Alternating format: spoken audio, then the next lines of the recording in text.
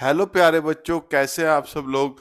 तो आज की क्लास में हम एनालॉग इलेक्ट्रॉनिक सर्किट के बुक का बैरियर विड्थ पढ़ेंगे। कल की क्लास में हमने बैरियर पोटेंशियल पढ़ा था, इससे जस्ट पहली क्लास में। तो अगर आपको ये बैरियर विड्थ समझना है तो बैरियर पोटेंशियल आपको पता होना चाहिए। क्योंकि हम इसमें बैरियर पोटेंशियल के फॉर्मूले का यूज करेंगे। जैसे आपको हल्का सा याद हो, हम क्या करते थे, पी लेते थे, पी टाइप लेते थे और एन टाइप लेते थे, दोनों को चिपका देते थे। ठीक, तो क्या बनता था हमारे पास, पी एन जंक्शन बनता था। ये क्या बन गया, पी एन जंक्शन बन गया। एक तरफ मान लो पी है, एक तरफ एन है।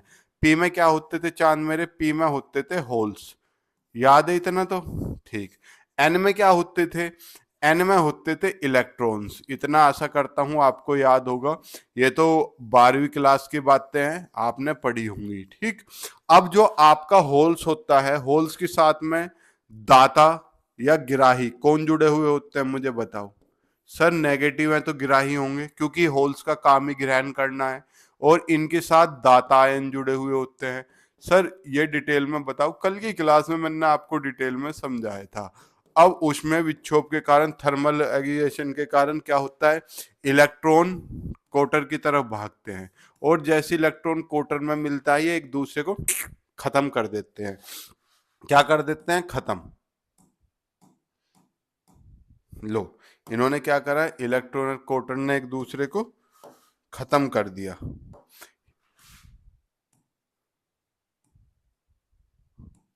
कर दिया।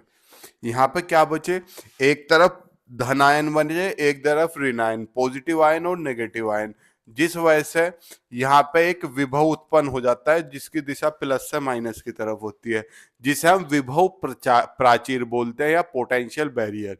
इसे V से प्रदर्शित करते थे और इसका सूत्र हम कल निकाल चुके थे।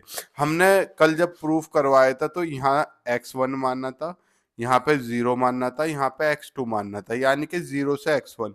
इसकी चौड़ाई कितनी मान ली थी, x1, और इसकी चौड़ाई कितनी मान ली थी हमने कल, x2। तो आज हमारी हेडिंग देखो, हेडिंग क्या है, बैरियर विड्थ, यानी कि जो बैरियर बन रहा है उसकी हमें चौड़ाई निकालनी है। तो बैरियर यही तो बन रहा, तो हमें इसकी पूरे की चौड़ाई निकालनी, तो हमें x1 निकालना और x2 निकालना है। तो टोटल चौड़ाई कितनी हो जाएगी, x बराबर x1 प्लस x2। तो इन्हें मैं क्या करता हूं, चित्र को थोड़ा सा अच्छे से बना देता हूं, ठीक है, ताकि आप लोग बना सको। ठीक, ये क्या है, इतनी चौड़ाई, ये x1 है और ये x2 है। यहां से यहां तक x2 है और यहां से यहां तक x1 है। इतना तो समझ गए होगे। अभी चित्र नहीं बनाना, जब बनाना होगा मैं आपको बता दूंगा। ठीक। अब पहले हम क्या समझते हैं, इसके बारे में थोड़ी सी थ्योरी लिखते हैं। पेज मुझे लग रहा है कट हो रहा है साइड से, मैं थोड़ा सा इधर कर लेता हूँ। अब विजिबल है जी सर, अब विजिबल है। देखो, लेट अस कंसीडर, एक बार मैं देख लूं, क्लियरली विजिबल है टेक्स्ट। हाँ, टेक्स्ट क्लियरली विजिबल है। Let us consider N A and N D to be the concentration number of ions per unit volume of acceptor atoms in the p region and donor atoms in the n region respectively। क्या है ये, number of ions है per unit. देखो, acceptor ion ये है, यहाँ तो दो ही दिख रहे, लेकिन जब आप रियलिटी में देखते हो तो दो थोड़ी होते हैं, पता नहीं कितने होते हैं। तो हमने यही जो पर यूनिट वॉल्यूम में जो संख्या है असेप्टर आयन की, वो एन ए मान ली, और ये है डोनर, तो एन डी मान ली, दाता, क्योंकि यहां से जा रहे थे। आपको पता है दाता पे प्लस आता है और ग्राही पे माइनस आता है, तो हमने यहाँ पे ये लिखा हुआ है, let x1 and x2 be the represent the width of the depletion region. मतलब जो x1 x2 है, डिप्लेशन रीजन की अवक्षय क्षेत्र की चौड़ाई को प्रदर्शित करते हैं, extending into the P side and N side from the junction. मतलब एन साइड और पी साइड की तरफ, एक तरफ x1 और एक तरफ x2 ये रिप्रेजेंट करते हैं। Let x be the total width of the depletion region. x total width है तो रिजल्ट क्या हो जाएगा, x बराबर x1 प्लस x2। और बैरियर विड्थ क्या लो, चाहे विड्थ ऑफ डिप्लेशन रीजन कह लो, दोनों एक ही बात होती है। सच दैट x बराबर किसके, x1 प्लस x2 के मोड़ के। क्योंकि हमें टोटल चौड़ाई निकालनी, तो हम माइनस प्लस नहीं देखेंगे, इधर की -2 है और इधर की 3 है, तो टोटल तो 5 होगी ना। नू थोड़ी जी टोटल एक होगी। समझ रहे क्या कहना चाह रहा हूं। लेट अस एज्यूम, हमने मान लिया A is the area of the cross section of the junction and E is the magnitude of the electronic charge. हमने क्या करा, ये जो एरिया है क्रॉस सेक्शन का कैपिटल ए मान लिया, ठीक। एरिया ये भी ए, ये भी ए, ये भी है, और यहाँ जो चार्ज है एक आवेश पे हमने स्मॉल ई मान लिया, इलेक्ट्रॉनिक चार्ज स्मॉल ई। अब प्लस मान लो माइनस मान लो, हमें तो यहाँ वैल्यू मोड में रखनी है, तो प्लस माइनस पे ज्यादा लोड टेंशन लेने की जरूरत नहीं है, ठीक। अब मैं क्या कर रहा हूँ, इसे थोड़ा सा ऊपर उठा देता हूँ ताकि आप इजिली चमक सको, ठीक। Let E be the permittivity, E नहीं है ये एप्सिलॉन है। थोड़ा सा क्लियरली विजिबल होगा आपको या नहीं होगा, मैं बना देता हूं। आपके लिए करना पड़ेगा भाई। ये तो हमने इलेक्ट्रॉनिक चार्ज मान लिया, ये है epsilon. Epsilon be the permittivity of the semiconductor, जो अर्धचालक है उसकी हमने परमिटिविटी एप्सिलॉन मान ली। Material and V be the potential barrier, जो पोटेंशियल बैरियर था कल की क्लास में हमने निकाला था, जो बीच में रुकावट उत्पन्न कर रहा था, वो वी बी मान लिया हमने, जो जंक्शन के एक्रॉस क्या हो गया, उत्पन्न। आप क्या करो, इतने का स्क्रीनशॉट ले लिया होगा, ठीक। लो, नहीं लिया तो अब ले लो, टेंशन क्यों ले रहे हो। ले लिया, यहां से यहां तक लो, ले लिया,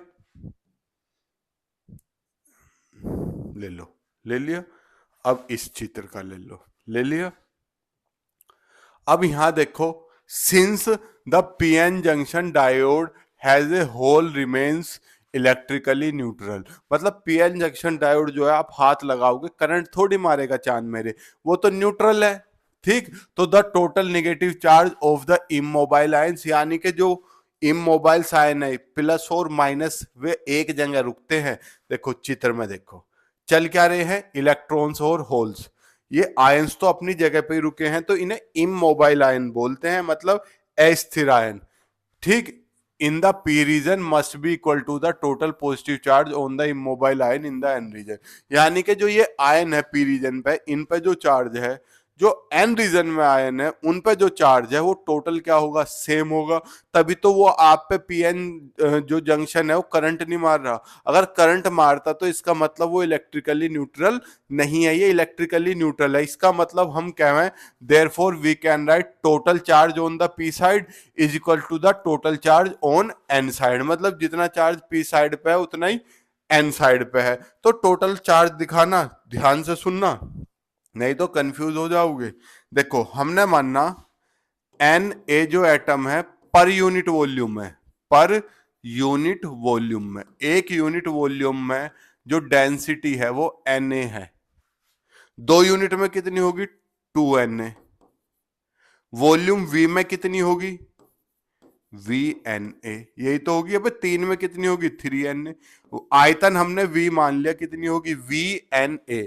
आयतन क्या होता है, आयतन क्या होता है, क्षेत्रफल गुना चौड़ाई। अरे यार, क्षेत्रफल क्या होता है, LB, और आयतन क्या होता है, LBH। तो LB की जगह हम A इंटू एच नहीं लिख सकते, तो आयतन क्या है, एरिया इंटू एच। तो एरिया हमने ए मानना हुआ, और जो लंबाई कह लो, चौड़ाई कह लो, ऊंचाई कह लो, अरे LB कह लूं, BH कह लूं, HL कह लूं, मतलब 2 डायमेंशन की गुना तो क्षेत्रफल होती है और 3 डायमेंशन की आयतन होती है। तो एक तो एरिया है, देखो अगर मैं NA वाली साइड बात करूं, और चौड़ाई यो, तो देखो यो, देखो एक तरीके से टुई टुई टुई यो दिख रहा, इसका आयतन कितना, लंबाई गुना चौड़ाई, यो तो ए हो गया, और यो कितना हो गया, x1। लंब इसका कितना होगा, यो तो ए ही है इंटू x2, समझ रहे, ऐसे है, यो तो ए है, यो x1 है, तो लंबाई गुना चौड़ाई ना हो गया, समझ गए। तो आयतन का मान कितना हो गया, a into x1 into N. एक आयतन पे जो आवेश है, एक यूनिट आयतन में जो आवेश है E, 2 पे 2E, 3 पे 3E। हमारे पास कितने हैं नंबर, इतने नंबर है टोटल आयतन में, तो इसमें E से गुना ना हो जाओगी, EAX1N हो रहा, EAX1N। ऐसी दूसरी साइड A की जगह ND आ जाएगा और X1 की जगह पे X2 आ जाएगा। देखो ई से तो ई कट जाएगा, ए से ए कट जाएगा, क्या बचेगा, एन ए एक्स वन बराबर एन डी एक्स टू। यो हमने क्या मान ली, इक्वेशन नंबर 1 मान ली। बताओ यहां तक तो कोई रॉकेट साइंस वाली बात थी नहीं, ये चीज समझने की थी। आशा करता हूं ये चीज आपको क्रिस्टल क्लियर समझ में आई होगी। ले लिया यहां तक स्क्रीनशॉट। थोड़ा सा आगे दिखाता हूं आपको इक्वेशन 2 हमने कैसे बनाई। कोई रॉकेट साइंस वाली बात नहीं, बड़े सिंपल वे में, ये मैं अपनी लैंग्वेज में नोट्स बना रहा हूं ताकि आप लोग समझ सको। ठीक, from this relation the band width in x2 bandwidth x2 in terms of x1। तो मैंने x2 की वैल्यू निकाल ली, एन डी गुना में भाग में पहुंच जाएगा, तो x2 equal to N A upon N D into x1। Sir क्यों कर रहे हो, क्योंकि हम x2 की वैल्यू रख देंगे x1 के फॉर्मेट में, किसमें, बैरियर पोटेंशियल में, तो सारी इक्वेशन x1 में बन जाएगी। तो x1 निकाल लेंगे, फिर यहां से x1 की वैल्यू पुट कर देंगे, फिर x2 निकल आएगा, और हमें बैरियर विड्थ क्या है, x1 प्लस x2, दोनों को प्लस कर देंगे, सिंपल सी चीज है। यहां से x2 की वैल्यू निकाल ली। अब मुझे बैरियर पोटेंशियल की वैल्यू पता है, the expression for the potential barrier derived from Poisson's equation, ये हमने कल की क्लास में निकाला था। VB equals to E upon 2 epsilon Na x1 square plus ND x2 square, कल की क्लास में हमने निकाला हुआ है, तो टेंशन वाली बात नहीं है, इससे पहले की क्लास देख लें। तो हमने क्या करा, इसमें सोल्विंग पॉइंट नंबर 5, ये मैंने पॉइंटों में बना दी थी, तो आप इस पॉइंट को मिटा दो। अब हम क्या करेंगे, सोल्विंग फॉर x करेंगे, x1 करेंगे, तो हम क्या करेंगे, x2 का मान रखेंगे। x2 का मान कितना है, Na upon N D into x1, तो Na upon N D into ये ऐसा ही, ये वैल्यू ऐसी, प्लस एन डी ऐसी, x2 की जगह Na upon N D into x1 पूरे का स्क्वायर, तो E अपॉन 2 एप्सिलॉन ऐसी, Na x1 स्क्वायर ऐसी, plus plus N A square करोगे N D into N D का स्क्वायर, तो एक से एक पावर कट जाएगी, तो एन डी बचेगा केवल इंटू x1 स्क्वायर। तो मुझे x1 की वैल्यू निकालनी है, तो इन दोनों में से मैं x1 स्क्वायर क्या ले सकता हूं, कॉमन ले सकता हूं और सोल्व कर सकता हूं। इतना काम तो आप लोग भी सोल्व कर सकते हो, लेकिन मैं आपको दिखा दे रहा हूं। हमने क्या लिखा, taking N A x one square as common, N A x one square N A x one square common ले लिया, वी बी ऐसा ही, ई अपॉन 2 एप्सिलॉन ऐसा ही, हमने क्या ले लिया, N A x one square common ले लिया, तो यहाँ तो 1 बचा, प्लस एन ए 2 थे, एक कॉमन आ गया, तो एक एन ए बचा, बटे एन डी तो कॉमन लिया ही नहीं था, और x1 स्क्वायर पूरा ही कॉमन आ गया। बताओ यहां तक कोई समस्या। हमने ये वाली टर्म एज इट इज रखी, यहाँ बटे 1 करके एलसीएम एन डी ले दिया, तो N D plus N A upon N D. बताओ, तो अब यहां से ये सारा भाग में गुना में पहुंचा के x1 निकालना कितना इजी था तामझाम। देखो, आइसोलेटिंग x1 स्क्वायर, मतलब x1 स्क्वायर को अलग करने पर, अलग कैसे, देखो VB यो भाग में 2 एप्सिलॉन गुना में पहुंच गया। अब देखो ई एन ए गुना में बटे भाग में पहुंच जाएगा, अपॉन ई एन ए, और ये भी ऊपर ये नीचे, कितना, N D upon N D plus N A, दूसरी तरफ क्या बचा, x1 का स्क्वायर। यही तो है, देखो यही तो है, N D upon N A plus N D, इधर x1 का स्क्वायर, तो मैं x1 निकाल लूंगा, तो पूरे का क्या हो जाएगा, इधर अंडर रूट। ये मैंने लो x1 तो बड़े सिंपल वे में निकाल लिया, मैंने कोई दिमाग खर्च नहीं करा, ठीक, ना कोई टेंशन ली ना लोड लिया, तो आपको भी टेंशन या लोड लेने की जरूरत है नहीं। अब हम इसी तरीके से किसके लिए सोल्व करेंगे, हम सोल्व करेंगे x2 के लिए। x2 के लिए आप सोल्व डायरेक्ट ही कर रखा है मैंने। x2 के लिए कैसे सोल्व करेंगे, देखो ये जो था, यहाँ पे हमने x2 की वैल्यू निकाल के पुट करी थी, तो पूरी इक्वेशन x1 में होगी थी।